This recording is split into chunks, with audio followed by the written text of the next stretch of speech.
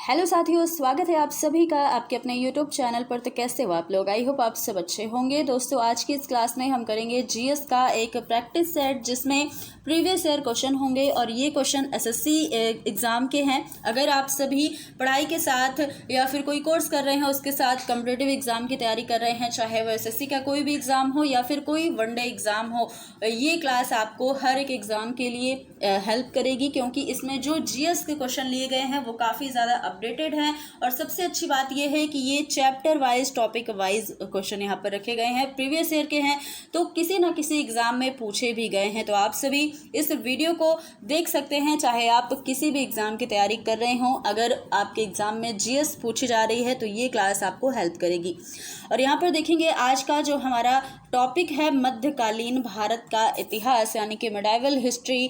तो medieval history से जो भी क्वेश्चन है उन सभी को यहाँ पर हम सॉल्व करेंगे। तो आप लोग वीडियो में एंड तक बने रहिएगा और सभी क्वेश्चन का आंसर करने का भी प्रयास कीजिएगा। देखेंगे सबसे पहला जो क्वेश्चन है, क्या दिया गया है, निम्नलिखित में से किस सुल्तान ने सती प्रथा रोकने का प्रयास किया? ऑप्शन है अलाउद्दीन खिलजी, मोहम्मद बिन तुगलक, जलालुद्दीन खिलजी या फिर फिरोज तुगलक। आंसर आपको देना है, आप कमेंट में आंसर दे सकते हैं। यहाँ पर आंसर क्या हो जाएगा? 14वीं शताब्दी में मोहम्मद बिन तुगलक के शासनकाल के दौरान पहली बार किसी शासन ने सती प्रथा बंद करने का प्रयास किया था। तो आंसर हमारा क्या है? ऑप्शन नंबर 2 मोहम्मद बिन तुगलक करेक्ट आंसर हो जाएगा।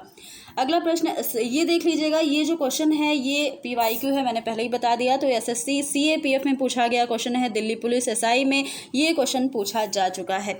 अगला प्रश्न, बहमनी साम्राज्य का संस्थापक कौन था? हसन गंगू, फिरोज शाह, महमूद गवा या फिर आसफ खान? बताइएगा।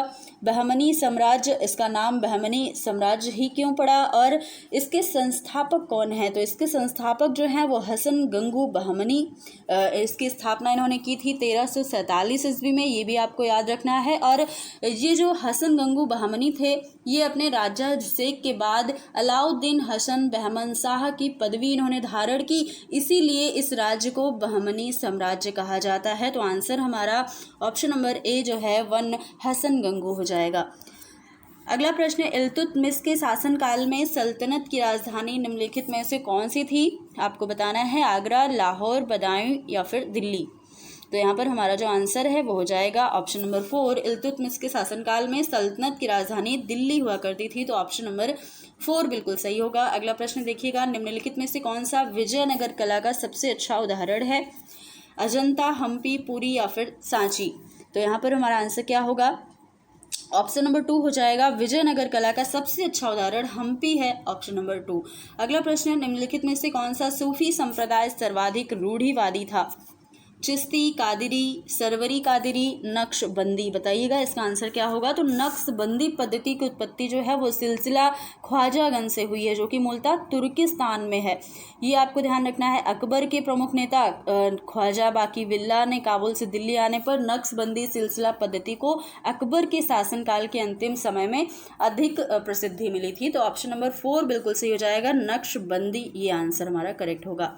अगला प्रश्न, दिल्ली सल्तनत के किस सुल्तान ने अपनी राजधानी दिल्ली से आगरा में स्थानांतरित की थी? सिकंदर लोदी, कुतुबुद्दीन ऐबक, अलाउद्दीन खिलजी या मोहम्मद बिन तुगलक?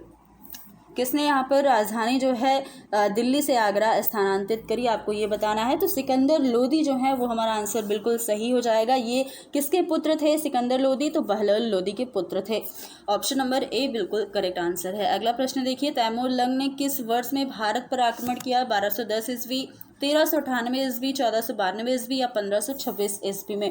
तैमूर लंग की बात हो रही है, उन्होंने भारत पर आक्रमण कब किया था? तो इन्होंने, आपको बताना है आंसर हमारा ऑप्शन नंबर 2, यानी कि 1398 ईस्वी में इन्होंने भारत पर आक्रमण किया था। अगला प्रश्न है, फारसी यात्री अब्दुल रज्जाक भारत में किस शासक के शासनकाल में भारत आए थे? ये फारसी यात्री थे, कब आए थे? देवराय फर्स्ट के शासनकाल में या फिर कृष्ण देवराय फर्स्ट के, देवराय सेकंड या कृष्ण राय सेकंड के शासनकाल में? आपको बताना है। आंसर हमारा क्या हो जाएगा? 1441 में फारस के शाहरुख ने कमालुद्दीन अब्दुल रज्जाक को विजयनगर का एक दूत के रूप में भेजा था और ये जो है वो देवराय सेकंड के शासनकाल में भारत आए थे। ऑप्शन नंबर सी बिल्कुल हमारा करेक्ट आंसर हो जाएगा। चलते हैं अगले प्रश्न पर। तो अगला प्रश्न क्या है, विजयनगर साम्राज्य का कौन सा शासक ऐसा है जो पुर्तगाली गवर्नर अल्बुकर्क का मित्र था? ऑप्शन है देवराय द्वितीय, नरसिंह राय, कृष्णदेव राय या फिर वेंकट द्वितीय। क्वेश्चन नंबर 9 का आंसर आपको करना है। यहाँ पर हमारा जो आंसर है वो जाएगा ऑप्शन नंबर 3 यानी कि कृष्णदेव राय बिल्कुल करेक्ट आंसर है। अगला प्रश्न देखिए, विजयनगर के किस शासक ने अपने साम्राज्य में पुर्तगालियों को चर्च बनाने की अनुमति दी थी? वेंकट द्वितीय, अच्युत राय या फिर तिरुमल या कृष्णदेव राय? बताइएगा इसका आंसर क्या होगा। तो वेंकटपति राय को वेंकट द्वितीय के नाम से भी जाना जाता है। इन्होंने पुर्तगालियों को वेल्लूर में चर्च बनाने की अनुमति दी थी। ऑप्शन नंबर 1 बिल्कुल सही हो जाएगा, वेंकट द्वितीय। अगला प्रश्न, बंगाल के विख्यात संत चैतन्य निम्न में से किस शासक के समकालीन थे? अलाउद्दीन, हुसैन शाह, आजम शाह, सिकंदर शाह या फिर मोहम्मद शाह? बताइएगा। बंगाल के विख्यात संत जो चैतन्य थे ये किस शासक के समकालीन थे? तो यहाँ पर हमारा आंसर क्या होगा, अलाउद्दीन हुसैन शाह के समकालीन थे। ऑप्शन नंबर 1 बिल्कुल सही हो जाएगा। अगला प्रश्न है, अमरोहा के युद्ध 1305 में दिल्ली सल्तनत को किसके ऊपर विजय प्राप्त हुई? ईस्ट इंडिया कंपनी या विजयपुर सल्तनत, मंगोल सेना या पुर्तगाली साम्राज्य? आंसर हमारा बताइएगा क्या होगा। तो अमरोहा की लड़ाई 20 दिसंबर 1305 को भारत के दिल्ली सल्तनत की सेनाओं और मध्य एशिया के मंगोल चगताई खान के बीच ये लड़ी गई थी। आपको ये लड़ाई जो है कब हुई थी, किसके बीच लड़ी गई, ये जरूर याद रखना है। तो आंसर हमारा ऑप्शन नंबर 3 मंगोल सेना हो जाएगा बिल्कुल करेक्ट। अगला प्रश्न है, रानी नाइकी देवी जिन्हें डैश को 1178 ईस्वी में हराने के लिए याद किया जाता है, क्या नाम था? रानी नाइकी देवी। ऑप्शन क्या है, मोहम्मद बिन तुगलक, मोहम्मद अल बलकीर, अल साहिल मोहम्मद, मोहम्मद गोरी? आंसर क्या होगा, ऑप्शन नंबर 4 मोहम्मद गोरी, जिन्हें रानी नाइकी देवी जिन्हें मोहम्मद गोरी को 1178 ईस्वी में हराने के लिए याद किया जाता है। तो आंसर ऑप्शन नंबर 4 बिल्कुल करेक्ट होगा, ये आप याद रखिएगा। और ये भी देखते चलिएगा ये जो क्वेश्चन है ये क्वेश्चन किस किस एग्ज़ाम में पूछे गए हैं, ये सारी चीज़ें आप ज़रूर याद रखिएगा।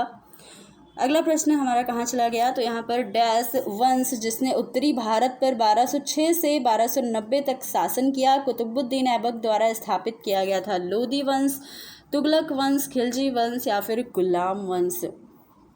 कौन सा वंश था जिसे कुतुबुद्दीन ऐबक ने स्थापित किया था?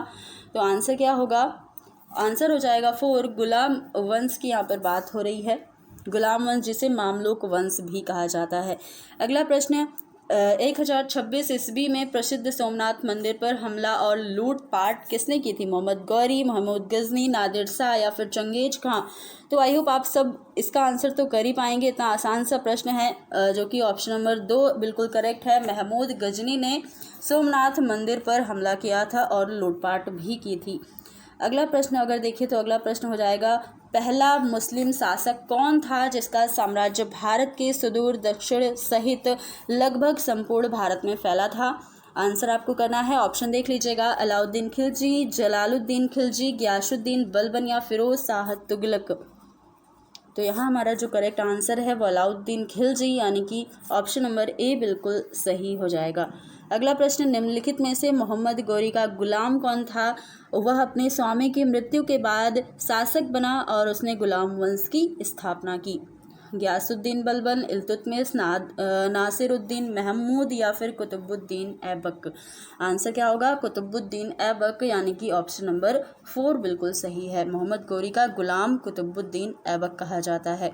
और ये गुलामों का गुलाम कौन कहते हैं ये आप ज़रूर बताइएगा, और आपको पता होगा कि गुलाम का गुलाम कौन था, ये आंसर ज़रूर कीजिएगा। अगला प्रश्न है, अलाउद्दीन खिलजी के शासनकाल में निम्नलिखित में से कौन राज्यपाल था? जलालुद्दीन खिलजी, शमसुद्दीन, इल्तुतमिश, गियासुद्दीन तुगलक या नसीरुद्दीन महमूद? आंसर क्या होगा, गियासुद्दीन तुगलक यानी कि ऑप्शन नंबर सी जो है यानी कि 3 बिल्कुल करेक्ट है। अगला प्रश्न है, सैयद राजवंश की स्थापना किसने की? निजाम शाह, मोहम्मद बिन फरीद, खिजर खां या बहलुल खान? तो सैयद राजवंश की जो स्थापना है वो किसने की? खिज्र खां, ऑप्शन नंबर 3 जो है बिल्कुल करेक्ट आंसर। ये बहुत ही इजी सा प्रश्न था, इसका आंसर आप आई होप कर पाए होंगे सभी। अगला प्रश्न, भगवान राम पर केंद्रित भक्ति आंदोलन के अग्रदूत कौन थे? नामदेव, रामानंद, जयदेव या फिर विवेकानंद? तो यहाँ आंसर क्या होगा, रामानंद जो हैं वो 14वीं सदी के वैष्णव भक्ति कवि संत थे जिन्होंने हिंदुओं को राम पूजा के व्यक्तिगत प्रत्यक्ष भक्ति रूप में मदद की थी। तो ऑप्शन हमारा 2 बिल्कुल करेक्ट हो जाएगा, रामानंद। अगला प्रश्न है, कुतुब मीनार का नाम सूफी संत डैश के नाम पर रखा गया। तो किसके नाम पर कुतुब मीनार का नाम पड़ा है, कौन से सूफी संत थे? ऑप्शन है सैयद वहीद अशरफ, अलाउद्दीन साबिर कलियारी, ख्वाजा कुतुबुद्दीन बख्तियार काकी या फिर कुतुबुद्दीन ऐबक। आंसर क्या होगा, कुतुब मीनार को कुतुबुद्दीन ऐबक ने दिल्ली सल्तनत के पहले शासक के रूप में 1192 के आसपास कुव्वतुल इस्लाम मस्जिद के साथ निर्मित किया था। तो आंसर हमारा ऑप्शन नंबर 3 हो जाएगा, ख्वाजा कुतुबुद्दीन बख्तियार काकी के नाम पर ये कुतुब मीनार का नाम रखा गया। ऑप्शन नंबर सी यानी कि 3 बिल्कुल करेक्ट होगा। तो दोस्तों आज हमने 21 क्वेश्चन यहाँ पर किए हैं। अगली क्लास में और भी क्वेश्चन यहाँ पर लेकर आऊँगी मैं, लेकिन अभी जो है आज फर्स्ट क्लास थी तो क्लास लेट भी हो जाएगी। और ये क्लास आपको कैसी लगी ये ज़रूर बताइएगा, कैसे क्वेश्चन थे, क्योंकि ये जो क्वेश्चन है वो किसी न किसी एग्ज़ाम में पूछे गए हैं। आप देख सकते हैं SSC CGL, SSC CGL, tier first, इस तरीके से हर क्वेश्चन एग्ज़ाम में आया हुआ है। ये आप सभी ज़रूर देखिएगा। तो दोस्तों अगर वीडियो आपको अच्छी लगे तो लाइक शेयर कर दीजिएगा। कितने क्वेश्चन आपके सही हुए किस में से, ये भी आप ज़रूर बताइएगा। फिर मिलेंगे अगली क्लास में कुछ नए प्रश्नों के साथ, तब तक के लिए धन्यवाद।